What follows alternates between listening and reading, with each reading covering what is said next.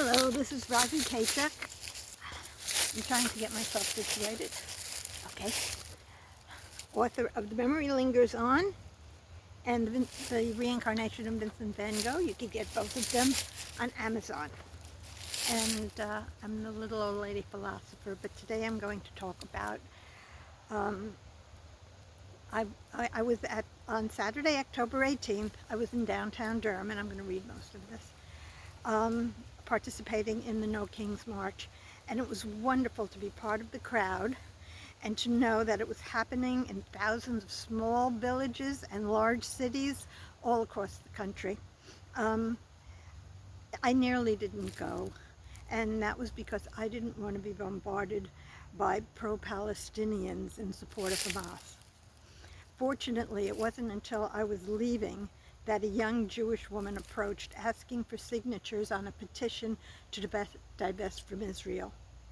Like many Jews in the past, they seek acceptance by the majority and then are used as bad examples. During the Holocaust, there was no distinction between the good Jew or the bad Jew. We were all expendable. In July of this year, 2025, Syria massacred thousands of Druze who then sought help from Israel.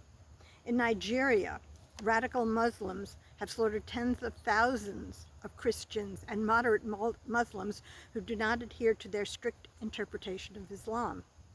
In Afghanistan, the Taliban have implemented laws that forbid women from speaking in public and being seen even through windows. They are kept in relative isolation. Today in Gaza, Hamas is holding public executions without trial of those they suspect collaborated with Israel. Many of the Israeli hostages returned from Gaza are coming back dead, beaten and starved and mutilated beyond recognition. In some Arab countries, honor killings are still practiced. In such cases, if a woman is raped, she is blamed and can be murdered by her father or husband. In some instances, any infraction of Sharia law is met with a death sentence, whether it was intentional or unintentional. And according to one spiritual leader I heard speak, it is appropriate to beat your wife, saying it is even good for them and they appreciate it. Of course, it's not true of all modern-day Muslims. This is not true of all modern-day Muslims, any more than all Christians are responsible for witch burnings in the Middle Ages. So I don't believe this is a condemnation of the Muslim faith. I do believe they are going through their dark ages. For almost 300 years, Christians burned witches and subjugated the unfaithful to inquisitions. There is a torture museum in the Netherlands with medieval technology designed to extract whatever confession they deem necessary from some sorry soul. Today, I believe one would be hard-pressed to find one true Christian who would condone witch burnings or drowning or stoning. I'm sure you can find millions of Christians who would be appalled, especially since the New Testament encourages love and forgiveness, and the book is very clear about that. I am a Jew. I stopped reading the Torah when I got to Dinah's story. Jacob agreed to the marriage of Dinah and Shechem, the prince of another tribe, on condition that he and all his men would agree to be circumcised. And he agreed. After the procedure, when Shechem and his men were passed out, all of Jacob's sons came and slaughtered them as they lay unconscious. I am still a Jew and proud of it, not because of the stories, but it is my roots. And one thing that someone had once told me is many of the stories in the Bible are not about how good people were, but about their fragile humanity. As far back, and I am a Jew, as far back as Sarah, Rivka, Leah, and Raquel. They are the grandmothers of Israel. I honor my heritage. That is a big part of my faith, and I believe that may be true for Muslims. It is not the words of the book, but the connections to our past. to our mothers and fathers. I can appreciate other faiths, but my soul will always be Jewish. And someday, I pray, Islam will evolve. The future Muslims will embrace their heritage as I embrace mine. And there are many Muslims who now embrace their heritage as I embrace mine today.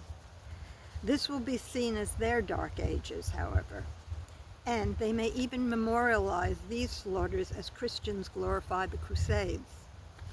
And they will find a path to peace without denying their roots. I say this as Gaza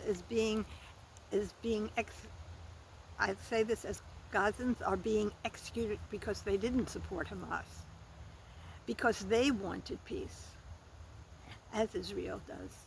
Because it breaks my heart when people accuse Israel of apartheid when it is the radical Palestinians who require the removal of Jews from any area they occupy. Israel is the most diverse nation in the Middle East. There are many religions, any religion can practice openly, and there are many of them. Druze, Muslims, Christians, Baha'i, Samaritarians, for instance, where countries from all over the globe have emerged: Afghanistan, Ethiopia, Asia, South America, Eastern and Western Europe, the US, and even persecuted Muslim sects have sought asylum in Israel. Of Israeli Muslims, many are soldiers in the IDF. Many are ranking officers, leading troops composed of Jewish soldiers underneath them in the field. Because as one Israeli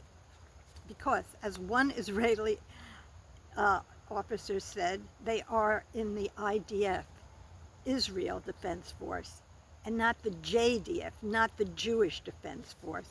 They are all Israelis. They may not be all Jewish. I agree that the death of anyone is a tragedy, especially the innocent. War is a tragedy. The trouble with the numbers of fatalities stated by Hamas is that they are not to be trusted.